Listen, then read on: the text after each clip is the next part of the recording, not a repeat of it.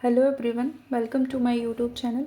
जैसे कि हम ये एक्ट कंप्लीट कर रहे थे और उसका जो फर्स्ट वाला वीडियो है वो कट गया है, तो है ना, हम उसी को कंटिन्यू करेंगे।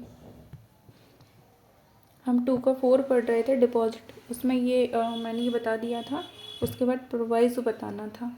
ओके, तो ये बिज़नेस पर्पस के लिए जो आपने जो भी एडवांस लिया है या फिर स्थावर संपत्ति को सेल या रेंट पे देने का आपने एडवांस लिया है, कोई सिक्योरिटी या फिर डीलरशिप का जो अमाउंट आपने जमा किया है, या लॉन्ग टर्म प्रोजेक्ट के लिए आपने लोन वगैरह लिया है।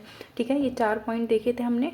और ये चारों, फर्स्ट वाला प्रोवाइज़ो क्या बोलता है कि आप ये जो 11 वाला पॉइंट है उसमें आप ये 4 पॉइंट के लिए आप कोई भी एडवांस ले रहे हो या फिर डीलरशिप के लिए अमाउंट वगैरह जमा कर रहे हो, जो भी है ना, जिस पर्पज़ के लिए भी आप ये पैसा ले रहे हो, वो रीपेमेंट कब करना पड़ेगा आपको। दो मतलब जिस बंदे से आपने लिए हैं उसको देना पड़ेगा। तो आ जाएगा कि अगर आप जिस पर्पज़ के लिए ये पैसा ले रहे हो उसमें आप फेल हो जाते हो, वो बिज़नेस करने में आप क्या हो जाते हो, फेल हो जाते हो, आप स्टार्ट ही नहीं कर पाते हो बिज़नेस को। ओके, तो फिर क्या करना पड़ेगा आपको ये पैसा वापस करना पड़ेगा। कब करना पड़ेगा? इस डेट से, जब आप फेल हो गए हो, नहीं कर पा रहे हो, इस डेट से 15 डेज़ के अंदर अंदर आपको पेमेंट वापस करना पड़ेगा, पैसा वापस करना पड़ेगा जिससे आपने लिया था। ठीक है, अगर आप वापस नहीं करते हो तो वो अनरेगुलेटेड डिपॉजिट स्कीम्स के अंडर डिपॉजिट माना जाएगा कि आप डिपॉजिट टेकर हो और आपने पैसा लिया है सामने वाले बंदे से। ओके, सेकंड प्रोवाइज़ो बोलता है कि भाई जो डिपॉजिट टेकर है ना, वो जो भी बिज़नेस स्टार्ट करने के लिए उसने ये पैसा लिया था, बिज़नेस स्टार्ट करने के लिए। ओके, और वो ऐसा बिज़नेस है जिसमें किसी अथॉरिटी की, प्राधिकारी की अनुज्ञा लगेगी या अनुमोदन लगेगा। ओके, जैसे आप क्या कैसे बिज़नेस आप अगर करते हो तो उसमें जैसे स्टेट गवर्नमेंट की परमिशन लगती है, कभी कभी लोकल अथॉरिटी की परमिशन लगती है। तो ऐसे बिज़नेस स्टार्ट करने के लिए आपने लिया था। ठीक है, और आप ऐसी अनुज्ञा, परमिशन आप नहीं ले पाए। क्यों नहीं ले पाए? क्योंकि आपकी खुद की मिस्टेक थी ये। ओके, तो आपको जो पैसा आपने लिया है वो आपको रीपेमेंट करना पड़ेगा, आपको तुरंत रीपेमेंट करना पड़ेगा। मतलब कि जो 15 डेज़ आपको मिल रहे हैं ना, उसका आपको वेट नहीं करना पड़ेगा। अब आपको 15 डेज़ नहीं मिलेंगे रिटर्न करने के लिए। ओके, क्योंकि आपकी खुद की मिस्टेक थी। फिर आता है एक्सप्लेनेशन। तो 5 पॉइंट इसमें दिए हैं। एक्सप्लेनेशन में पहला डिपॉजिट दिया हुआ है। ओके, तो आ जाएगा इसमें डिपॉजिट से आ जाएगा, अगर कंपनी के संबंध में हम डिपॉजिट देखेंगे तो कंपनीज एक्ट का देखेंगे।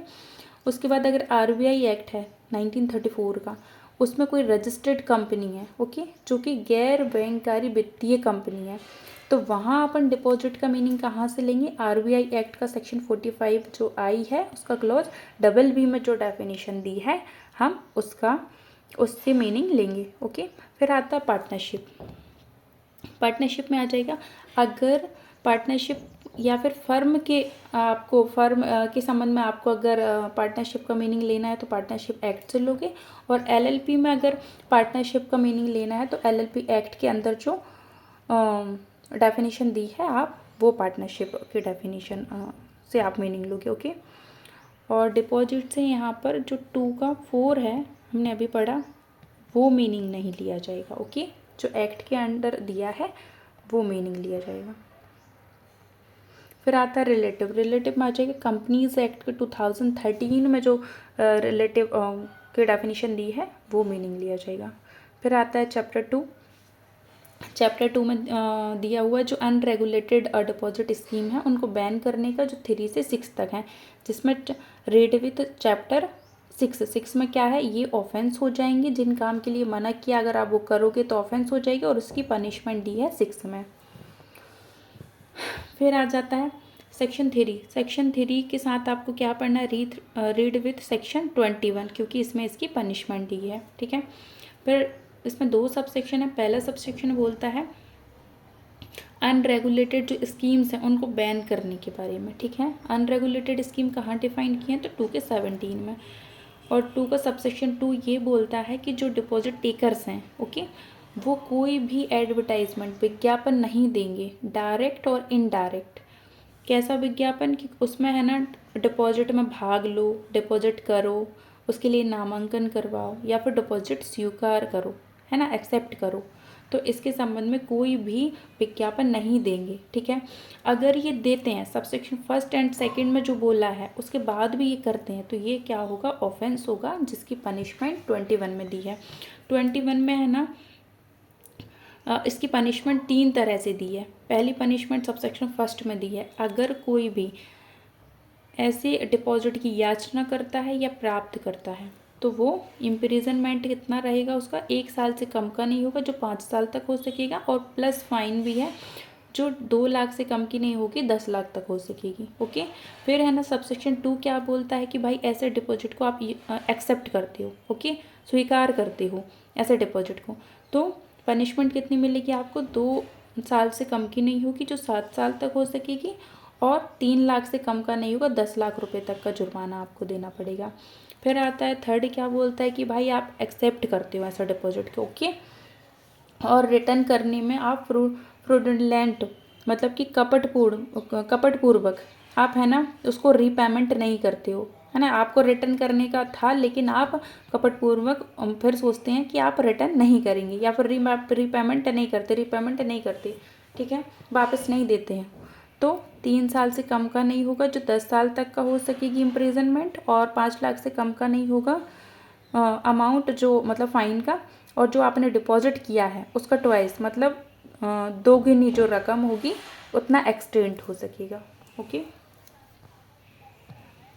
फिर दिया हुआ है सेक्शन 4। सेक्शन 4 के साथ आपको 22 पढ़ना है क्योंकि इसकी पनिशमेंट 22 में दी है। सेक्शन 4 बोलता है कि जो रेगुलेटेड डिपॉजिट है, ठीक है, मतलब जो आपने डिपॉजिट करवाया है ना वो तो रेगुलेट है, आपने रेगुलेटेड डिपॉजिट स्कीम के अंदर करवाया है ना, बट क्या हुआ जब वो उसकी डेट आ जाती है ना पेमेंट करने की, क्योंकि रेगुलेटेड है तो आपको एक टाइम पीरियड में वापस करना पड़ेगा, है ना, रीपेमेंट करना पड़ेगा, और आप प्रॉमिस भी किया था आपने कि मैं रिफ़ंड कर दूंगा डिपॉजिट को और रिफ़ंड कर दूंगा, ओके, लेकिन बाद में क्या करते हो आप, कपटपूर्वक तरीके से युक्तियुक्त तरीके से रीपेमेंट नहीं करते हो, ओके, आप रीपेमेंट नहीं करते हो, तो फिर क्या होगा, फिर सेक्शन 22 में आपको पनिशमेंट मिलेगी, और जो पनिशमेंट क्या होगी, मिनिमम और मैक्सिमम 7 ईयर, और फाइन होगी 5 लाख से कम की नहीं होगी जो 25 करोड़ तक की हो सकेगी, और जो डिपॉजिट किया उसका 3 टाइम, इन दोनों में से जो भी ज़्यादा होगी वो पनिशमेंट आपको देनी होगी, ठीक है। फिर आता है सेक्शन 5। सेक्शन 5 बोलता है कि एनी पर्सन, कोई भी व्यक्ति क्या करता है, अनरेगुलेटेड जो स्कीम्स हैं उसके अंदर किसी व्यक्ति को सदोष उत्प्रेरणा देता है, इंस्टिगेट करता है, प्रॉमिस करता है उससे, है ना, स्टेटमेंट देता है या भविष्यवाणी करता है कि भाई ऐसी जो स्कीम्स हैं इसमें बहुत ज़्यादा बेनिफिट हो रहा है ना, आप लोग भी आओ इसमें इन्वेस्टमेंट करो, डिपॉजिट करो, ऐसे करके लोगों को और ज़्यादा इसके लिए भड़काता है एक तरीके से, है ना, बोलता है कि भाई आओ, उनको बुलाता है करने के लिए, ठीक है। जैसे जो मैंने यहाँ पर बताया हुआ है कि जो ए है इसके अनरेगुलेटेड डिपॉजिट जो स्कीम्स हैं उसके अंदर ना ये बोलते हैं बी को बताते हैं कि भाई तुम आओ इसमें डिपॉजिट करो, ये करो वो करो, और तुम और लोगों को लेके आओ, फिर ये है ना जो सी को लेकर आता है फिर डी को लेकर आता है, इनसे कहते हैं कि तुम और लोगों को लेके आओ, गलत बातें फैलाओ कि हमको है ना इतना इसमें बेनिफिट हो रहा है, प्रॉफिट हो रहा है, ठीक है, फिर ये दोनों आगे लेके जाएंगे, फिर ये आगे लेके जाएंगे, ऐसे करके ये चैन बनती जाएगी, ठीक है। तो फिर अगर आप ऐसा करोगे, सेक्शन 5 का कॉन्ट्रावेंशन करोगे, तो सेक्शन 22 में आपको पनिशमेंट मिलेगी, जो इम्प्रिजनमेंट होगा 1 ईयर से कम का नहीं होगा जो 5 ईयर तक हो सकेगा, और प्लस फाइन इसमें 5 लाख रुपीज़ होगी, ओके। फिर आता है सेक्शन 6। सेक्शन 6 में बोला है कि ये जो एक्ट है इनामी चिट और धन परिचालन स्कीम पाबंदी 1978 का जो एक्ट है, अगर इस एक्ट में कोई स्कीम को, जो स्कीम है उसको क्या करा है, बैन करा है, ओके, बैन करा है, और अगर वो स्कीम आप लेकर आते हो तो इस एक्ट के अंडर भी उसे क्या माना जाएगा, अनरेगुलेटेड डिपॉजिट स्कीम, ओके, मतलब आप उस स्कीम को अगर लाओगे तो इस एक्ट के अंदर भी आप लायबल होगी। ठीक है, फिर वो पनिशमेंट के और सेक्शन देख लेते हैं। सेक्शन 3 पढ़ा हमने किसके साथ में, सेक्शन 3 यहाँ लिख देते हैं किसके साथ क्या पढ़ना है। सेक्शन 3 के साथ 21, सेक्शन 4 के साथ 22, सेक्शन 5 के साथ 23। ओके, अब 24 बोलता है रिपीटेड ऑफेंस है। ओके, अगर आप इसमें ऑलरेडी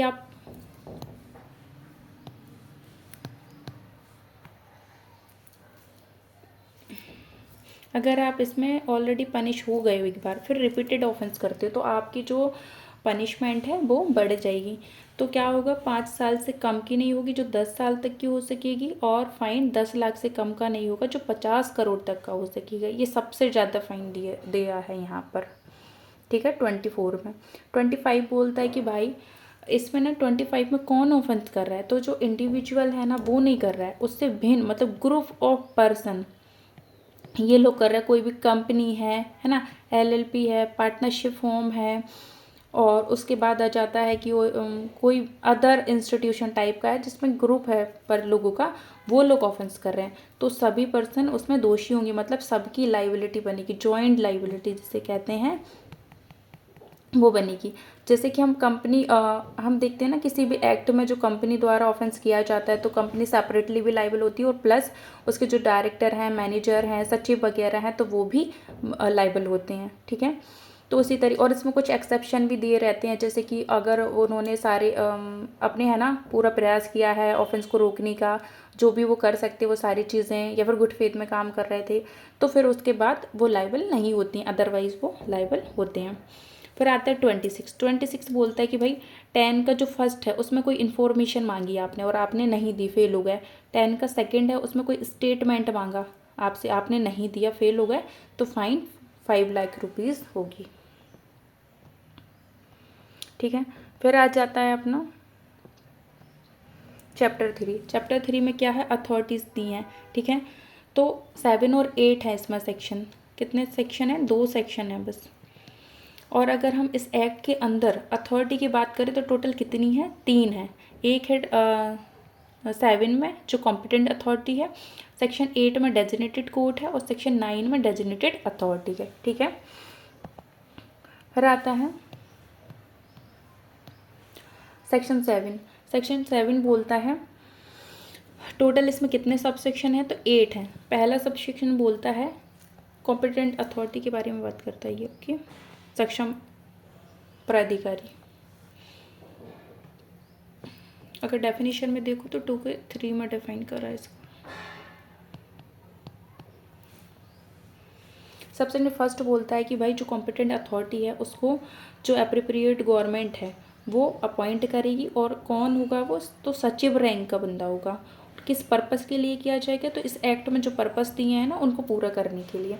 सबसेक्शन 2 बोलता है कि जो सबसेक्शन फर्स्ट में कॉम्पिटेंट अथॉरिटी है, ठीक है, जिसको अपॉइंट किया जा रहा है, इसको असिस्ट करने के लिए भी अदर ऑफिसर्स को अपॉइंट किया जा सकता है। सबसेक्शन 3 बोलता है कि भाई जो कॉम्पिटेंट अथॉरिटी है, ऑफिसर हैं जो सबसेक्शन फर्स्ट एंड सेकंड में अपॉइंट किए हैं, उनके पास रीज़न टू बिलीव है कि सेक्शन 3 के कॉन्ट्रावेंशन में कोई भी डिपॉजिट किया जा रहा है ना, तो वो इसको अटैच कर सकते हैं। फिर आता है सबसेक्शन 4 बोलता है कि भाई कॉम्पिटेंट अथॉरिटी है ना, उसके पास सेम सिविल कोड की पावर होंगी, ऑर्डर 11, 12, 5, 13 एंड 19, 16 की पावर्स होंगी। फिर सबसेक्शन 5 बोलता है कि कॉम्पिटेंट अथॉरिटी है वो किसी से भी एविडेंस एंड कोई भी डॉक्यूमेंट्स मंगवा सकती है। ओके, जिस पर्सन को ये डॉक्यूमेंट मंगवाने के लिए समन किया हुआ है कॉम्पिटेंट अथॉरिटी ने, वो बाउंड होगा, है ना, वो बाउंड होगा कि इन पर्सन या फिर ऑथराइज उसका जो एजेंट है उसको भेजे, ओके, डॉक्यूमेंट वगैरह प्रोड्यूस करने के लिए। फिर सबसेक्शन 7 बोलता है कि कॉम्पिटेंट अथॉरिटी VNS का सेक्शन 267 और 229 के अंडर जो भी एक्ट वो कर रही है ना, वो जुडिशियल प्रोसीडिंग्स मानी जाएंगी और उसे वही पावर होंगी। मतलब 267 में वो अपनी अवमानना के लिए भी एज अ जुडिशियल कोर्ट की तरह पनिश कर सकती है। ठीक है, फिर बोलता है सबसेक्शन 8 बोलता है कि इम्पाउंड और रिटर्न करने की पावर, कि अगर अगर कोई भी डॉक्यूमेंट वगैरह पेश किया गया है, प्रोड्यूस किया गया है, तो एक स्पीकिंग ऑर्डर देके मतलब सुनवाई करके रीज़न रिकॉर्ड करके उसे रिटर्न कर सकती है। मैक्सिमम 3 मंथ के लिए ऐसा डॉक्यूमेंट वगैरह रिटर्न कर सकती है।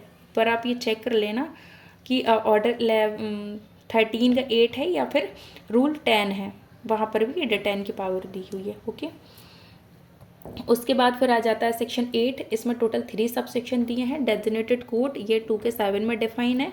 सब सेक्शन फर्स्ट बोलता है कि जो अप्रोप्रिएट गवर्नमेंट है वो हाई कोर्ट से के जो चीफ जस्टिस हैं उनसे कंसल्ट करेगी कि ऐसे एरियाज़ और ऐसे मैटर्स के लिए डेजिग्नेटेड कोर्ट को इस्टेब्लिश किया जाए। कहाँ, कितने, 1 और मोर करके कैसे करेगी, नोटिफिकेशन के थ्रू। इसमें पीठासीन कौन होंगे, तो डीजे और एडीजे इसमें, और सेशन अपर सेशन इसमें पीठासीन होंगे। ओके, फिर आता है सब सेक्शन 2 बोलता है कि भाई जहाँ डेजिग्नेटेड कोर्ट को इस्टेब्लिश किया है वहाँ पर अदर जो कोर्ट है ना उसका जुरिडिक्शन नहीं होगा। मतलब कि 21, 22, 23, 24, 25, 26 में जो सेक्शन है इनमें जो ऑफेंस है अदर कोर्ट इनको ट्राई नहीं करेगा। ठीक है, फिर सबसेक्शन 3 बोलता है कि भाई जो BNSS है, वर्ड्स एक्ट है, इसमें किसी ऑफेंस में चार्ज लगा हुआ है ना, चार्ज लगा हुआ है किसी बंदे पे, और इसमें वर्ड्स एक्ट में भी कोई ऑफेंस किया गया चार्ज है, तो इन दोनों का एक ही जॉइंट ट्रायल कर सकती, एक ही ट्रायल में दोनों ऑफेंस का ट्रायल कर सकती है। ठीक है, उसके बाद फिर आता है चैप्टर 4। चैप्टर 4 दिया हुआ है 9 to 11। ठीक है, ये क्या है, तो ये जो डिपॉजिट टेकर्स हैं उन पर सूचना है का। ठीक है, जो सेक्शन 9 बोलता है कि भाई केंद्रीय ऑनलाइन डाटाबेस, इसमें है ना 2 सब सेक्शन दिए हैं। पहला सब सेक्शन बात करता है कि जो सेंट्रल गवर्नमेंट है एक अथॉरिटी जो ऑलरेडी एग्जिस्ट करती है या फिर जिसे क्या किया जाएगा, जिसका गठन किया जाएगा। ठीक है, जिसका इस्टेब्लिशमेंट किया जाएगा, गठन किया जाएगा, ऐसा ऑलरेडी एग्जिस्ट अथॉरिटी है तो उसे डेजिग्नेट कर देगी। क्यों, क्योंकि आप है ना ऑनलाइन डाटा रखो किसका, जो ये जो स्कीम्स वगैरह हैं, है ना, जो स्कीम्स हैं भले ही रेगुलेटेड स्कीम्स हैं या फिर अनरेगुलेटेड जो भी स्कीम्स हैं, वो उनका सृजित होना, अनुरक्षण और प्रचलित ऐसी कब स्टार्ट की जा रही हैं, उन्हें मेंटेन किया जा रहा, ऑलरेडी चल रही हैं या फिर उनका प्रचलित की जा रही हैं, है ना, तो जो इंडिया के अंदर, तो आप ऐसे डिपॉजिट टेकर्स के नोटिस के लिए आप ये सारी चीज़ें रखो। ओके, फिर सबसेक्शन 2 बोलता है कि जो डेजिग्नेटेड अथॉरिटी है, जो सबसेक्शन फर्स्ट में, यहाँ पर सबसेक्शन फर्स्ट में जिसे डेजिग्नेट किया गया है वो चाहे तो जो रेगुलेटर है 2 के 15 में रेगुलेटर को डिफाइन किया है वो कॉम्पिटेंट अथॉरिटी मतलब सेक्शन 7 के अंडर इनसे बोल सकती कि भाई डिपॉजिट जो टेकर्स हैं उनके बारे में सूचना हमको दो। ठीक है, फिर आता है सेक्शन 10। सेक्शन 10 बोलता है कि जो डिपॉजिट टेकर्स हैं वो बिजनेस की इंफॉर्मेशन देंगे। तो इस एक्ट के मतलब कि 21 फरवरी 2019 के बाद जो भी बिजनेस स्टार्ट कर रहे हैं ये डिपॉजिट टेकर्स, है ना, मतलब इसी से रिलेटेड जो बिजनेस स्टार्ट कर रहे हैं वो ऐसे फॉर्मेट में, ऐसे मैनर में, ऐसे टाइम पे, ठीक है, जो 9 के 1 में डेजिग्नेटेड अथॉरिटी है उसको आप इंफॉर्मेशन दो। ओके, कि आपने ऐसा बिजनेस स्टार्ट किया है, जब ही तो वो मतलब ऑनलाइन डाटा रख पाएगी, है ना, जब उसे ये सूचनाएं मिलेंगी। फिर सबसेक्शन 2 बोलता है कि जो कॉम्पिटेंट अथॉरिटी है अगर उसके पास रीजन टू बिलीव है कि भाई अनरेगुलेटेड डिपॉजिट स्कीम्स की याचना की जा रही है या उन्हें स्वीकार किया जा रहा है, ठीक है, तो जो कॉम्पिटेंट अथॉरिटी है वो ये डिपॉजिट टेकर्स को डायरेक्ट कर सकती है कि आप मुझे जो स्कीम्स वगैरह चल रही हैं उनके बारे में ऐसी विशिष्टियाँ, विवरण और सूचना दो, है ना, जो कि आपके थ्रू चलाए जा रही हैं। ठीक है, फिर उसके बाद एक्सप्लेनेशन बोलती है कि सूचना की अपेक्षा मतलब जिन डिपॉजिट्स के बारे में सूचना मांगी जा रही है वो वही डिपॉजिट्स हैं जो कि 2 के 14 में दिया है और कंपनी को भी लागू होगा ये, मतलब कि कंपनी से भी मांग सकती है वो ऐसी सूचना, विवरण, विशिष्टियाँ, और अगर कंपनी ने कोई ऐसा स्टार्ट किया है बिजनेस वगैरह तो वो। फिर आता है सेक्शन 11। सेक्शन 11 बोलता है सूचना का साझा किया जाना, मतलब कि सूचना का दिया जाना। ठीक है, तो इसमें आ जाता है सबसेक्शन फर्स्ट बोलता है कि जो कॉम्पिटेंट अथॉरिटी है, ठीक है, अथॉरिटी है, जो कॉम्पिटेंट अथॉरिटी है उसे 29 में जो सूचना प्राप्त होती है, 29 में क्या सूचना प्राप्त होती है, जो पुलिस ऑफिसर है उसको ना पता चलता है कि भाई इस एक्ट के अंदर कोई भी अनरेगुलेटेड डिपॉजिट स्कीम से चलाई जा रही है और उसमें ना डिपॉजिट किया जा रहा है, तो वो ये सूचना किसको देगा, कॉम्पिटेंट अथॉरिटी को देगा, ठीक है। ये सेक्शन 29 में है।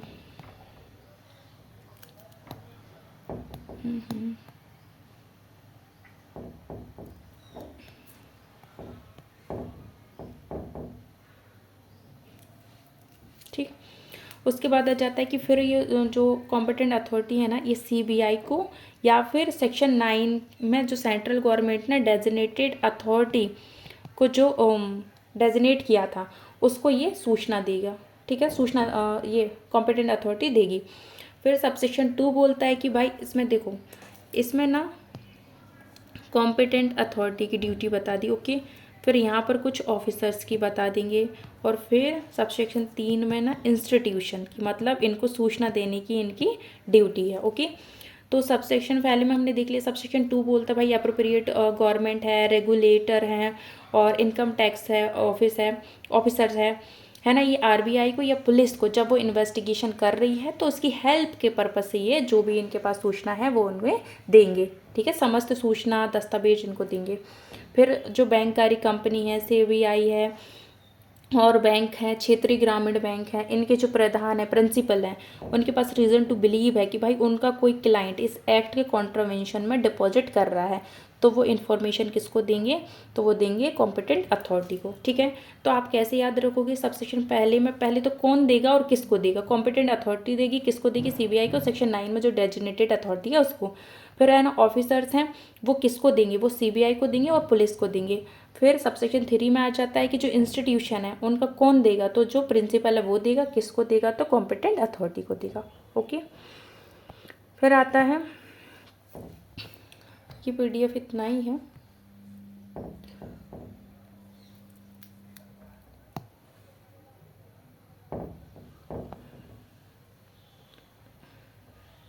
फिर हम चैप्टर 5 आता है जो 12 से लेकर 20 तक है ना, जिसका नाम है निक्षेपकर्ताओं को वापस करना, ठीक है, जो उन्होंने अनरेगुलेटेड डिपॉजिट स्कीम्स में लगा दिया है उनका पैसा उसे वापस करना है।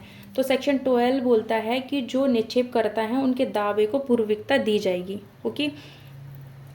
जो डिपॉजिट टेकर हैं उनके क्लेम को, ठीक है, पूर्विकता देना, ठीक है।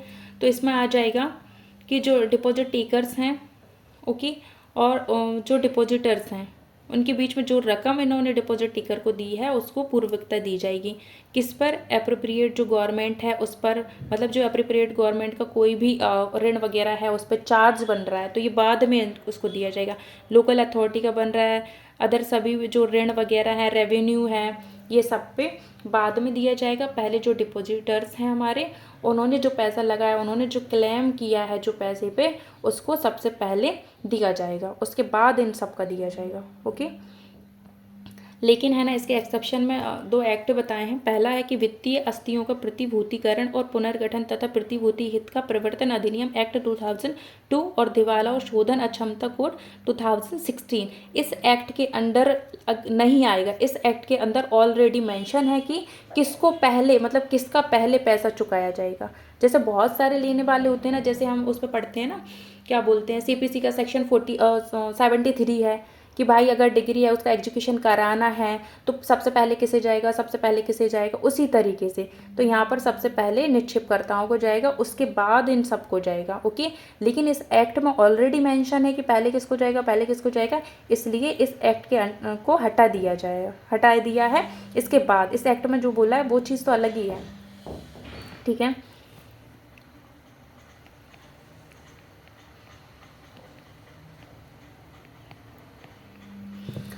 उसके बाद फिर आ जाता है कि सेक्शन 13 कुर्की को अधिमान के बारे में बात करता है, ठीक है। ये क्या बोलता है सेक्शन 13 बोलता है कि जो कॉम्पिटेंट अथॉरिटी है उसने जो प्रोविजनल अटैचमेंट किया है ना, प्रोविजनल अटैचमेंट ऑर्डर जो दिया है, ठीक, उसमें अगर कोई भी ऋण है, डेट है, जो कि किसका है, appropriate government, local authority, other डेट उपकरों हैं, या फिर अदर कोई रेट है, ठीक है, अदर कोई रेट है, उसके लिए उसने क्या करा है, अटैचमेंट किया है, मतलब उसकी प्रॉपर्टी को इन सब सारे डेट जो दिए हैं उनके लिए, और जो डिपॉजिटर्स हैं उनके पैसे, मतलब उन्होंने क्या करा है, निक्षेपकर्ताओं ने डिपॉजिट कर दिया, मतलब अनरेगुलेटेड डिपॉजिट स्कीम्स के अंडर उन्होंने डिपॉजिट कर दिया है। अब हम उन्हें रिटर्न दिला रहे हैं, उसका उनका पैसा रिटर्न दिला रहे हैं, तो इसके लिए कॉम्पिटेंट अथॉरिटी ने क्या करा है, एक प्रोविज, मतलब जो डिपॉजिट टेकर है ना, उनकी प्रॉपर्टी को कुर्क कर लिया है, ठीक है, उनकी प्रॉपर्टी को कुर्क कर लिया है कि इनके पैसे वापस देना है, और ये सारी लोगों के पैसे भी वापस देना है, ये जो भी है, ठीक है, मतलब इनका भी चार्ज बन रहा है, एप्रोप्रिएट गवर्नमेंट, लोकल अथॉरिटी वगैरह का भी। तो जो कॉम्पिटेंट अथॉरिटी है उसने अटैचमेंट कर लिया है, लेकिन जो है ना, ये जो डिपॉजिटर्स हैं उनके जो क्लेम है उनको अधिमानता और पूर्विकता दी जाएगी, मतलब सबसे पहले उनका दिया जाएगा, फिर बाकी सबका दिया जाएगा, ओके। उसके बाद सबसेक्शन 2 बोलता है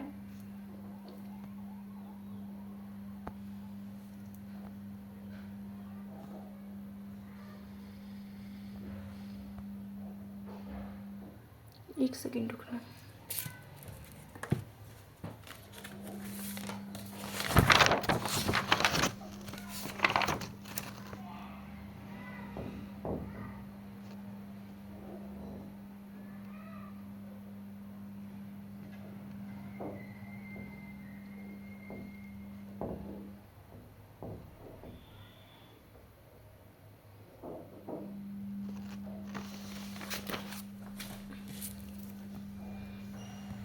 ठीक है। तो वो ये बोल रहा है सेक्शन 13 सिंपली कि जो कॉम्पिटेंट अथॉरिटी है वो डिपॉजिट टेकर्स की प्रॉपर्टी को क्या कर लेता है, कुर्क कर लेता है, ओके। जैसे कि मैं यहाँ पर बताती हूँ, एग्जाम्पल बता रही हूँ सेक्शन 13 का, ओके। यहाँ पर होता है कि कॉम्पिटेंट अथॉरिटी है, ये डिपॉजिट टेकर्स की क्या है, प्रॉपर्टी है, ओके। ये इसको क्या कर लेता है, कुर्क कर लेता है। क्यों? क्योंकि हमें जो डिपॉजिटर्स हैं उनके पैसों को वापस देना है, ठीक है, रिटर्न के लिए। अब यही प्रॉपर्टी पे ना किसका डेट है, मतलब गवर्नमेंट का कोई ऋण है या फिर लोकल अथॉरिटी का कोई भी ऋण है, अदर चार्जेस हैं, ओके। तो ना ये अदर लॉ में लाइबिलिटी बन रही, मान लो सीपीसी के अंडर दूसरी अथॉरिटी भी इसको अटैच कर लेती है, ओके। है तो एक ही प्रॉपर्टी है, तो फिर क्या होगा कि जो इस एक्ट के अंदर जो अथॉरिटी है हमारी कॉम्पिटेंट अथॉरिटी, उसने अटैचमेंट किया है तो उसको पूर्विकता देंगे, मतलब कि सबसे पहले इसका जाएगा, है ना, ये अटैचमेंट माना जाएगा, ना कि ये वाला माना जाएगा। क्योंकि इस प्रॉपर्टी में मान लो 20 लाख की है और 20 लाख का ही इसका है, तो ये इसको दे दिए जाएंगे, बाकी इनका जो है वो फिर वो अलग तरीके से करें अपना, बट इसमें अधिमान्यता दी जाएगी इस एक्ट के अंदर जो अथॉरिटी है उसके अटैचमेंट को, ओके। ये उसके बाद सबसेक्शन 2 बोलता है कि जो कॉम्पिटेंट अथॉरिटी है, ठीक है, अथॉरिटी है, उसने प्रोविजनल अटैचमेंट कर लिया, ऑर्डर दे दिया, ठीक है, लेकिन उसके लिए फॉर्मेलिटीज़ क्या क्या होंगी।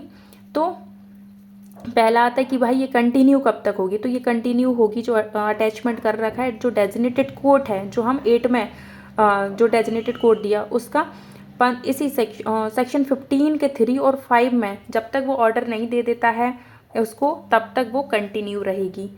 और जो कुर्की है वो प्रॉपर्टी या मनी को जो कुर्क कर लिया, सीज कर लिया है, ठीक है, तो जो कॉम्पिटेंट अथॉरिटी है ना, वो उसको कॉम्पिटेंट अथॉरिटी है वो उसको क्या करेगी,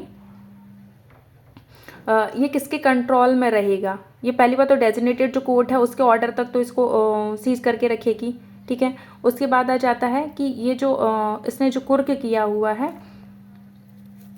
ये कैंसिल ऑर्डर नहीं आ जाता है जब तक डेजिग्नेटेड कोर्ट का, तब तक इसको रखे रहेगी। फिर उसके बाद आ जाता है कि जो कॉम्पिटेंट अथॉरिटी इसने जो पैसा वगैरह सीज कर रखा है तो ये खुद का अपना एक शेड्यूल्ड बैंक में अकाउंट खोलेगी, उसमें धन जमा करेगी और उसी में से जो लेना देना है, मतलब निकालना है, यूज़ वगैरह करना है उसको, तो वो जब तक डेजिग्नेटेड कोर्ट का ऑर्डर नहीं आता तब तक उसे वो यूज़ नहीं करेगी, मतलब उसी के डायरेक्शन में, डेजिग्नेटेड कोर्ट के डायरेक्शन में ही वो पैसा यूज़ होगा। फिर सबसेक्शन 4 बोलता है कि जो प्रॉपर्टी और मनी है ना, उसको डिस्पोज करना है या फिर अदर संक्रमण करना है उसका। तो 15(3) और 15(5) में जब तक डेजिग्नेटेड कोर्ट का ऑर्डर नहीं आ जाता है तब तक उसे डिस्पोज नहीं करोगे आप जो पैसा है।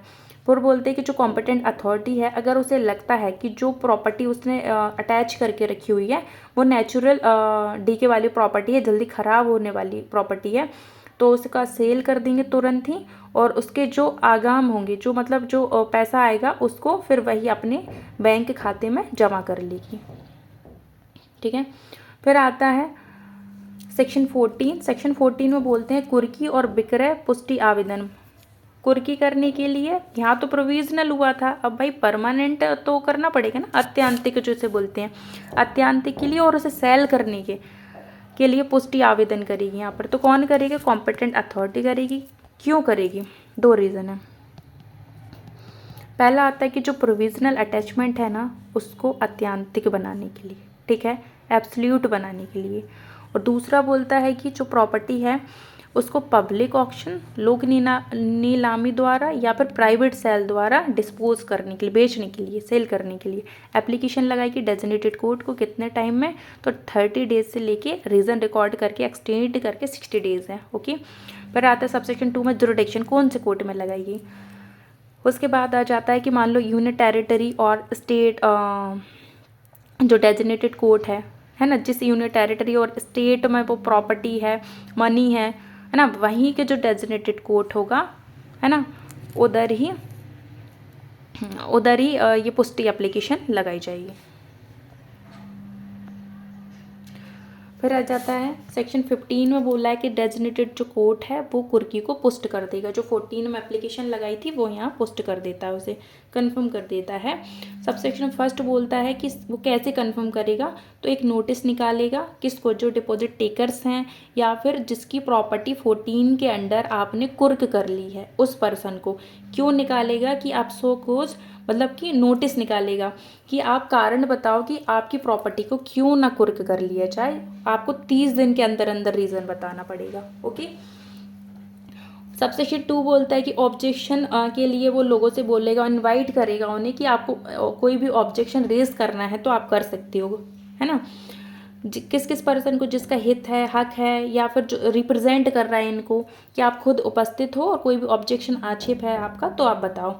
सबसेक्शन 3 में है ना, सुनने के बाद ये ऑब्जेक्शन सुन लिया उसने, उसके बाद ऑर्डर करेगा। क्या ऑर्डर करेगा?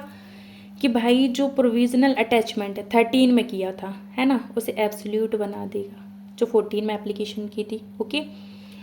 उसके बाद आता है कि भाई रिलीज़ कर सकता है प्रॉपर्टी को, उसमें वेरिएशन कर सकता है, या फिर जो प्रोविजनल अटैचमेंट है उसे ख़त्म कर सकता है।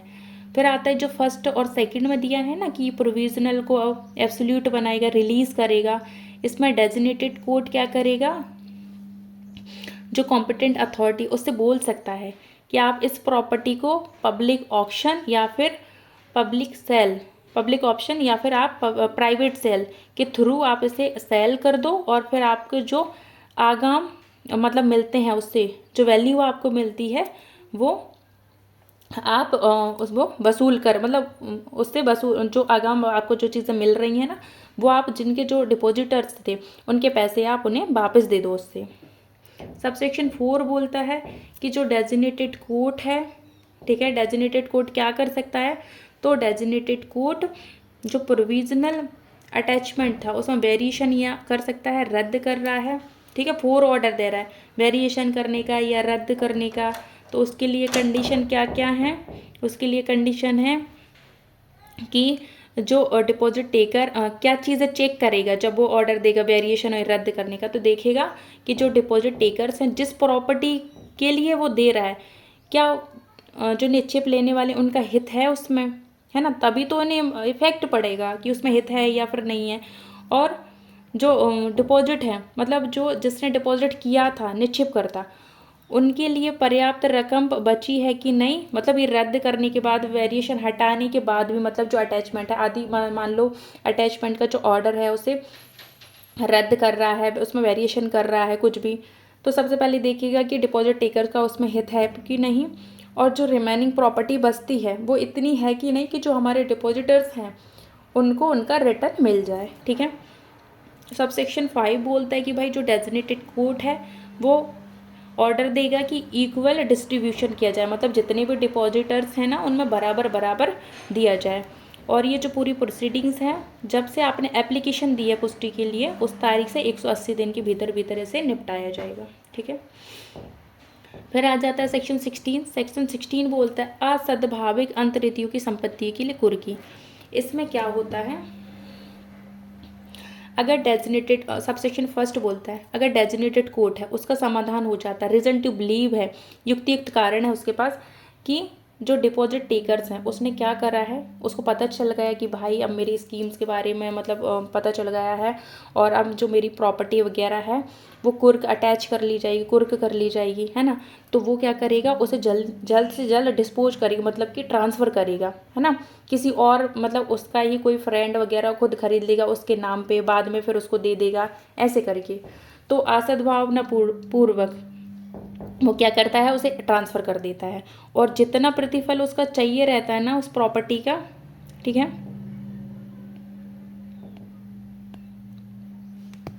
जितना कि एक्चुअल उसका है, ठीक है, मान लो 10 लाख की है वो 5 लाख में ही दे रहा है, उस मतलब अनुरूप प्रतिफल के बिना दे रहा है, असद्भावपूर्ण अंतरण कर रहा है, तो कोर्ट क्या करेगा, नोटिस देगा अंतरिति को कि भाई तुम कारण बताओ कि तुम्हारी प्रॉपर्टी उतनी प्रॉपर्टी कितनी, जितनी कि तुमने वो प्रॉपर्टी जो तुमने अंतरित की है, मतलब कि अंतरित संपत्ति के मूल्य के बराबर, तुमने तो 5 लाख दे के तुम फिर 10 लाख की प्रॉपर्टी थी, तुमने 5 लाख में ले ली उसको, तो है ना 5 लाख की और प्रॉपर्टी जो तुम्हारी, मतलब हमें तो तुम्हारे 10 लाख तुमसे कवर करने हैं, रिकवर करने हैं, ओके। तो इतनी प्रॉपर्टी तुम्हारी हम क्यों ना कुर्क करें, आप रीज़न बताओ। और अगर वो उपस्थित नहीं होता है, रीज़न नहीं बताता है, तो डेजिग्नेटेड कोर्ट क्या करेगा, वो उसको लगता है कि भाई गुड फेथ में नहीं ली है क्योंकि खुद भी नहीं आया, रीज़न भी नहीं बताया और अनुरूप प्रतिफल भी नहीं है ना, तो वो जो अपना ट्रांसफ़र ही है उसकी जितनी प्रॉपर्टी उसने जो खरीदी थी, मतलब अब किसी भी वे में ली हो, खरीदी हो, कुछ भी किया हो, मतलब अंतरित संपत्ति का जितना मूल है उतना, मतलब 10 लाख, है ना, 10 लाख, जैसे पूरा ही बता देती हूँ। सेक्शन 16 ये बोलता है, ये है डिपॉजिट टेकर, ठीक है, ये क्या करता है, बी को, ये आ जाता है ट्रांसफरर और ये आ जाता है ट्रांसफरी, ठीक है। ये जो प्रॉपर्टी है इसको ये ट्रांसफ़र करता है जो कि 10 लाख रुपए की है ना, लेकिन ये गुड फेथ में नहीं करता है, इसकी वैल्यू एक्चुअल में इतनी है बट इसको तो फटाफट इसको हटाना है, तो ये क्या करता है, इसको ना 5 लाख रुपए में ले लेता है, ठीक है।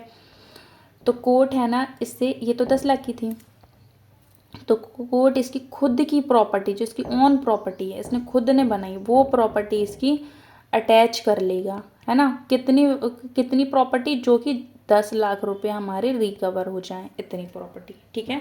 लेकिन पहले उससे बोलता है कि भाई रीज़न बताओ क्यों ना हम तुम्हारी प्रॉपर्टी कुर्क करें। अगर वो नहीं आता है, हेतुक दर्शित नहीं करता, कारण नहीं पता, तब करेगा कोर्ट, ओके, स्पीकिंग ऑर्डर देके। फिर आता है सेक्शन 17 बोलता है कि 15(1) में जो डिपॉजिट टेकर हैं अदर पर्सन है, 16 में अंतरिति है ना, जिनकी प्रॉपर्टी कुर्क कर ली है या फिर प्रोविजनल अटैचमेंट मतलब अनंतरिम कुर्की की है, तो डेजिग्नेटेड कोर्ट कुर्की करने से पहले पहले उन्हें एक ऑप्शन देगा कि भाई कुर्की के बदले बदले तुम अगर चाहो तो पैसे भी दे सकते हो, मतलब कि संदाय कर दो, ओके, क्योंकि हमें तो पैसों से मतलब है, जिनका पैसा लगा है हमें तो उन्हें वापस देना है। अगर आप पैसा जमा कर दोगे, तो आपकी प्रॉपर्टी अटैच नहीं की जाएगी, और अगर वो ऐसा पैसा जमा करते हैं तो कोर्ट उन्हें परमिट कर देगा, लेकिन बोलेगा भाई कोर्ट का खर्च भी तो दे दो, है ना, कोर्ट का भी तो टाइम खराब किया ना आपने। उसके बाद आ जाता है सेक्शन 16। सेक्शन 16 बोलता है जो डेजिग्नेटेड कोर्ट की पावर्स बताता है ना। तो डेजिग्नेटेड कोर्ट की क्या पावर है, डेजिग्नेटेड कोर्ट का पहले बताएगा कि किन किन को कितना कितना शोध है, जो डिपॉजिटर्स हैं कितना कितना किन को शोध है ना, उनकी अस्थियों की वैल्यू वगैरह उसके बारे में सूची बनाएगा, है ना। और जो कॉम्पिटेंट अथॉरिटी वगैरह हैं वो जो डिपॉजिट टेकर हैं उनकी प्रॉपर्टी को कंट्रोल और पोजीशन में ले सकता है, उनके जो एसेट्स वगैरह उसको पोजीशन में लेगा, पब्लिक ऑक्शन के थ्रू या प्राइवेट सेल के थ्रू उसे सेल कर सकता है, और उसके जो भी आगम आएंगे, जो भी पैसा आएगा वो बैंक में जमा कर सकता है ना। कॉम्पिटेंट अथॉरिटी का जो खर्च आया है ना, जो इतना सब कुछ करने में, वो खर्च वगैरह भी निकालेगा उसमें से। जो कॉम्पिटेंट अथॉरिटी है उससे बोल सकता है कि जो भी आपको ये जो मिला है ना, जो आगाम आपने बेच के जो मिले हैं पैसे, वो पूरे पूरे तरीके से किसी डिपॉजिट टेकर्स को दे दो, या फिर सबके पूरे पूरे नहीं हो रहा है तो अनुपातिक रूप से दे दो, सबका बराबर बराबर भाग दे दो। ओके। उसके बाद फिर आता है कि प्रॉफिट वगैरह रिटर्न, मतलब जो डिपॉजिट टेकर ने मान लो 1 लाख 2 लाख रुपए जो अनरेगुलेटेड स्कीम्स के थ्रू कमाए उसने, और उससे ना प्रॉपर्टी बना ली, प्रॉफिट ले लिया है, तो उसने जो उस पैसे से प्रॉफिट लिया है तो वो भी रिटर्न करवा लेगा। अदर ऑर्डर्स भी वो दे सकता है। सबसेक्शन 2 बोलता है, सबसेक्शन 2 बोलता है कि जो कॉम्पिटेंट अथॉरिटी है, ठीक है, अगर प्रॉपर्टी में जो कॉम्पिटेंट अथॉरिटी है उसके पास जो प्रॉपर्टी रखी हुई है उसमें ना उस प्रॉपर्टी में कोई हितबद्ध व्यक्ति है और वो एप्लीकेशन लगाता है कि भाई मेरा हित है, आप इसको नहीं रख सकते, अटैच नहीं कर सकते, सेल नहीं कर सकते, तो क्या करेगा, कोर्ट कॉम्पिटेंट अथॉरिटी की सुनवाई करेगा, फिर ऑर्डर देगा कि इतनी प्रॉपर्टी जिसमें कि फैमिली का मेंटेन हो जाए, और अगर बिजनेस वगैरह चला रहा है तो उसके सेफ गार्ड के लिए, मतलब बिजनेस भी चलता रहे, इतना पैसा बचा, मतलब इतना उसमें से इतनी प्रॉपर्टी को छोड़ के बाकी सब अटैच कर लिया जाएगा और उसे सेल वगैरह करवा दिया जाएगा।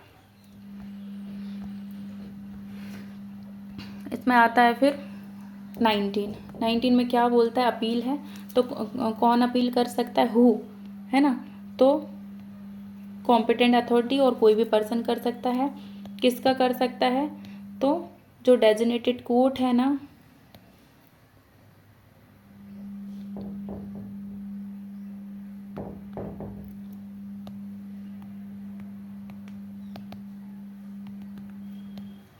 जो डेजिग्नेटेड कोर्ट है उसके ऑर्डर से अगर एग्रीव्ड है जो पर्सन, ठीक है, डेजिग्नेटेड कोर्ट के ऑर्डर से एग्रीव्ड है, मतलब कोई भी कॉम्पिटेंट अथॉरिटी, कोई पर्सन, तो विद इन 60 डेज में वो हाई कोर्ट में अपील कर सकते हैं। अगर पर्याप्त कारण है तो 60 डेज के बाद भी अपील हो सकती है। फिर एक्सप्लेनेशन में दिया हुआ है कि हाई कोर्ट कौन सा हाई कोर्ट, तो स्टेट गवर्नमेंट या फिर यूनिट टेरिटरी, है ना, जिसके जुरिडिक्शन में वो डेजिग्नेटेड कोर्ट इस्टेब्लिश है, तो वो वाला हाई कोर्ट, मतलब ऐसा स्टेट जहाँ पर हमारा डेजिग्नेटेड कोर्ट है तो वो हाई कोर्ट, यूनिट टेरिटरी के अंदर अगर डेजिग्नेटेड कोर्ट इस्टेब्लिश किया गया था तो वो हाई कोर्ट, ठीक है।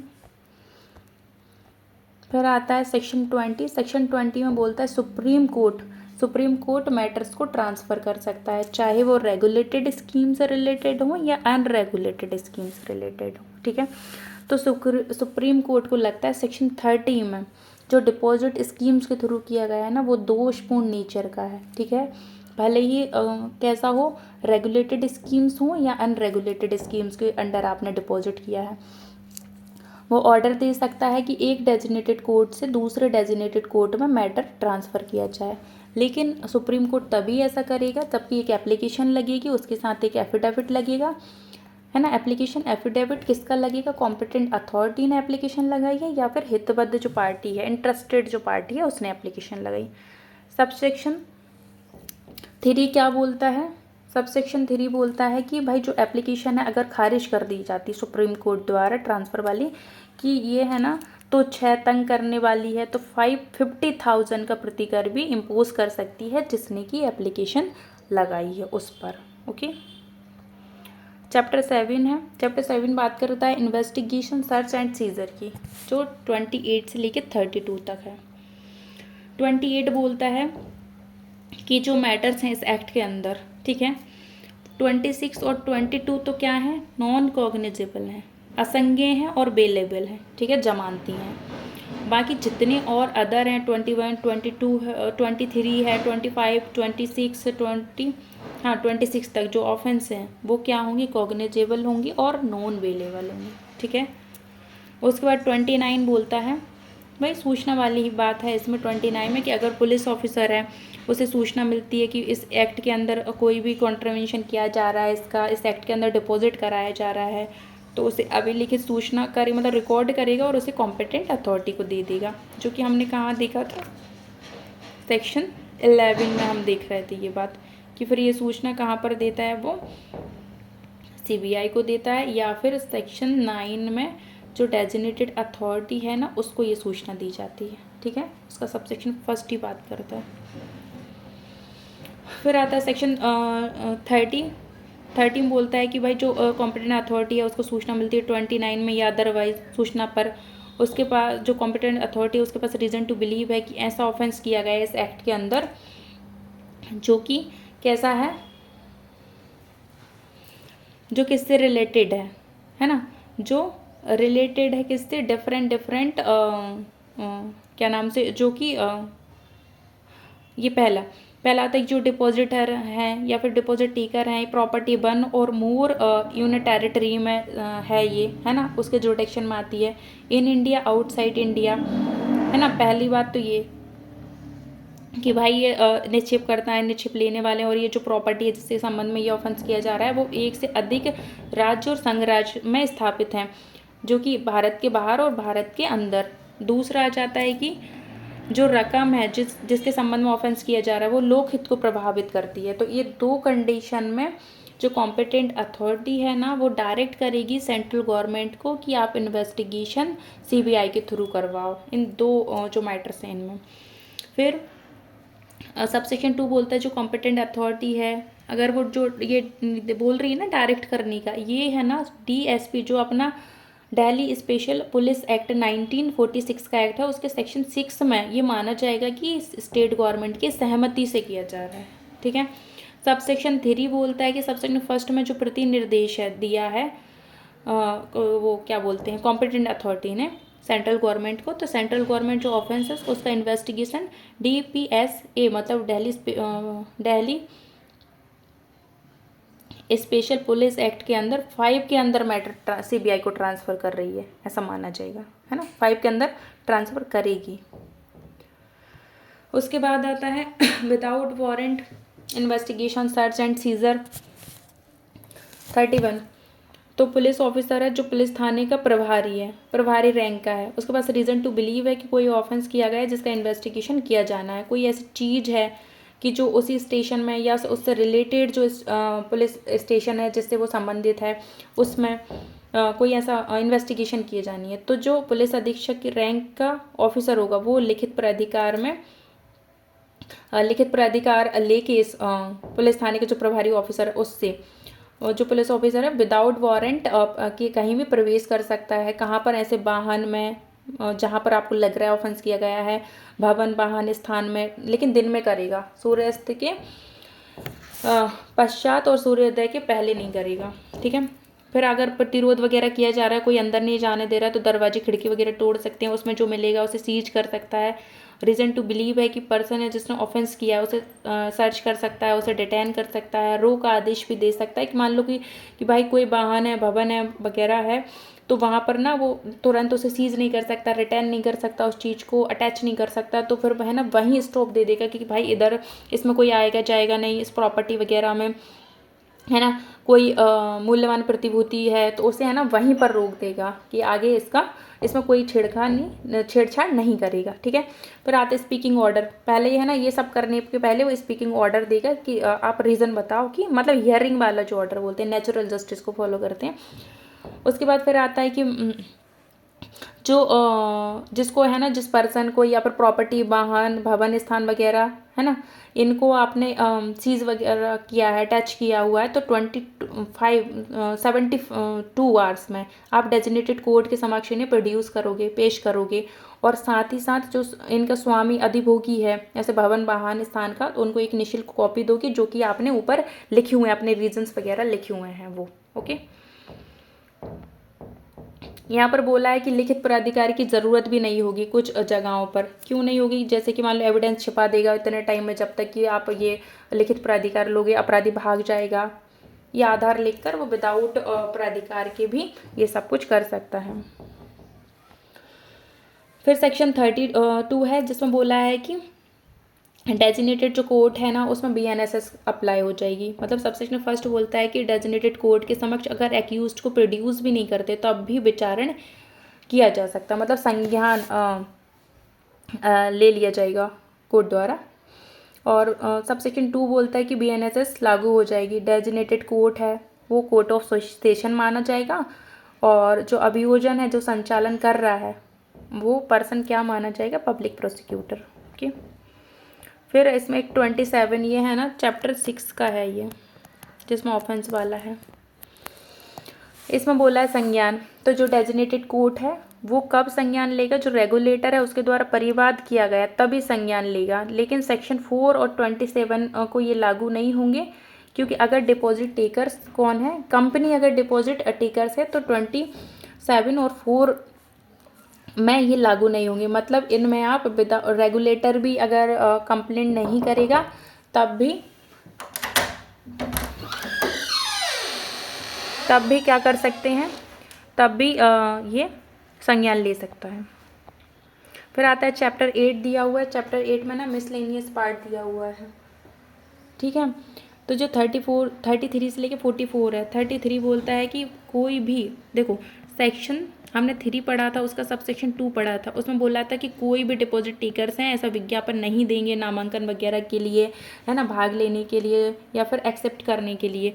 तो वो उनकी लाइबिलिटी तो 21 में वो पनिश हो रहे थे, ठीक है, 21 में पनिश हो रहे थे। लेकिन जो कर रहा है, जो इंस्टीट्यूशन है, न्यूज़पेपर एजेंसीज वगैरह हैं, ये लोग खुद दे रही हैं, तो इनकी लाइबिलिटी 33 में बनेगी। तो इसमें क्या होगा, जो एप्रोप्रिएट गवर्नमेंट है ना वो डायरेक्ट कर सकती है ऐसे न्यूज़पेपर एजेंसी को जो पब्लिश वगैरह कर रही हैं कि भाई आप दोबारा न्यूज़पेपर जो आपने एडवर्टाइजमेंट दिया था दोबारा दो और सेम पब्लिश करो, है ना, और फ्री ऑफ कॉस्ट करो। क्या बोलोगे आप कि जो दिया था वो झूठ था या सही नहीं था उसी एरिया में जहाँ पर आपने पहले किया हुआ था, क्योंकि जो आपने झूठी बात फैलाई है लोगों के बीच में उसको आपको हटाना पड़ेगा खुद ही। 34 बोलता है कि इस एक्ट का इफेक्ट ओवरराइडिंग इफेक्ट होगा और जो लोकल लॉज हैं उन पे भी, यूनिट टेरिटरीज़ के या फिर स्टेट गवर्नमेंट के या यूनिट टेरिटरीज़ के जो लॉज हैं उन पे भी ओवरराइडिंग इफेक्ट रखेगा ये, ठीक है। मतलब अगर कॉन्फ्लिक्ट होता है इस एक्ट में और अदर लॉज में, तो कौन सा प्रिवेल कर जाएगा, ये वाला एक्ट, ठीक है। फिर आता है 35 बोलता है इन एडिशन होगा ये, ठीक है। इन एडिशन मतलब कि अदर लॉ में जो बोला है उसके साथ ये भी एडिशन होगा, ठीक है। इसकी बात उसमें भी लाइबिलिटी बनेगी तो इसमें भी बनेगी। 36 बोलता है गुड फेथ में अगर काम किया है तो उसमें कोई भी लाइबिलिटी नहीं बनेगी। 37 में रूल मेकिंग पावर्स है किसकी है, सेंट्रल गवर्नमेंट की।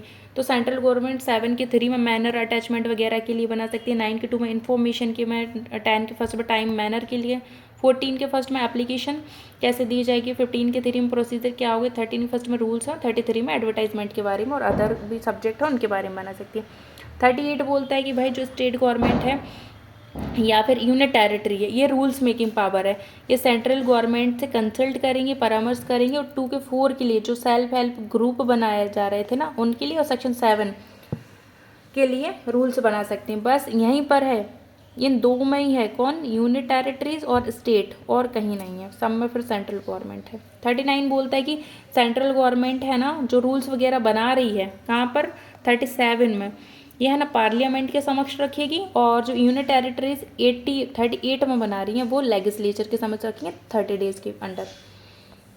40 बोलता है कि फर्स्ट स्केड्यूल में अमेंड करना तो सेंट्रल गवर्नमेंट की पावर है और फिर वो पार्लियामेंट के समक्ष रखेगी। 43 बोलता है डिफ़िकल्टीज रिमूव करने के, तो सेंट्रल गवर्नमेंट है वो कि 3 ईयर्स का टाइम पीरियड है इसमें, ठीक है, 3 ईयर्स का टाइम पीरियड है। फिर 44 बोलता है रिपील्स एंड सेविंग्स के बारे में, ठीक है। अब इसमें हम है ना कुछ इंपॉर्टेंट डेट्स एंड टाइम्स देख लेते हैं।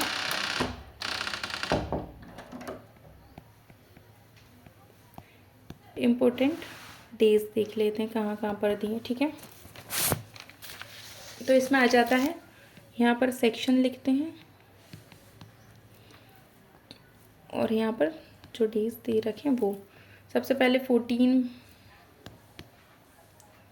डायरेक्टली लिख लेते हैं। 4 में कितने हैं, वो प्रोवाइजो जो है फर्स्ट वाला 15 डेज दे दिए हैं। सेक्शन 5 में एप्लीकेशन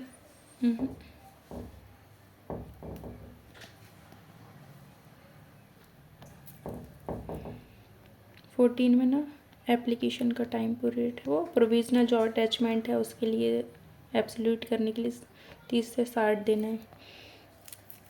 उसके बाद 19 में अपील करने के लिए 60 डेज हैं। और उसके बाद है ना इसमें भी डिस्पोज करने का दिया हुआ कि आपको ये पूरी प्रोसीडिंग 180 डेज़ में करना पड़ेगी, ठीक है। उसके बाद डिफ़िकल्टीज रिमूव करने का तो आपने देख ही लिया,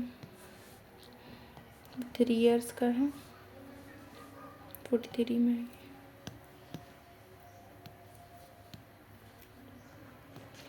उसके बाद 31 का 3, ये इम्पोर्टेंट है, 42 आवर्स में आपको डेजिग्नेटेड कोर्ट के समक्ष प्रोड्यूस करना पड़ेगा, ठीक है।